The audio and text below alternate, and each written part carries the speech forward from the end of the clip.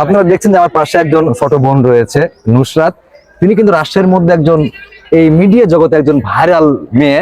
তো তার সাথে হঠাৎ করে দেখা হয়েছে, তার কাছ থেকে আমরা অনেক কিছু জানবো এবং অনেক কিছু শিখবো। নুসরাত, তুমি কেমন আছো? জি ভাইয়া, আলহামদুলিল্লাহ ভালো আছি। তোমার এই কন্টেন্ট ক্রিয়েটর জগতে আসা কতদিন হলো? প্রায় বছর খানিক হয়ে যাবে ভাইয়া। তোমার এই ক্ষেত্রে তোমার অনুপ্রেরণাটা কি ছিল? অনুপ্রেরণা কে ছিল বলতে গেলে তেমন কেউ ছিল না, এমনি শখের বশে ঢুকেছি, দিয়ে আস্তে আস্তে এটা হয়ে গেছে এখন। আচ্ছা, এই যে কন্টেন্ট ক্রিয়েটর জগতে তুমি দেখেছো যে অনেকে কিন্তু অনেক ভাবে কন্টেন্ট করে, তোমার কন্টেন্ট আমিও দেখেছি, কিন্তু তোমার কন্টেন্ট গুলো আমাকে অসাধারণ লাগে এবং শিক্ষণীয় কন্টেন্ট। হ্যাঁ, তো তুমি যেহেতু তুমি পেশায় কি?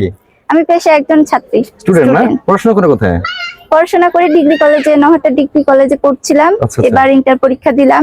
আচ্ছা আচ্ছা, তো পড়াশোনার পাশাপাশি তুমি এটা করো না?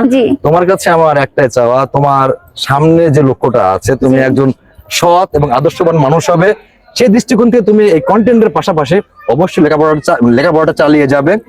আর সবসময় চেষ্টা করবে যে সৎ থেকে নিজেকে সৎ রেখে মানুষের কল্যাণে নিজেকে উৎসর্গ করতে।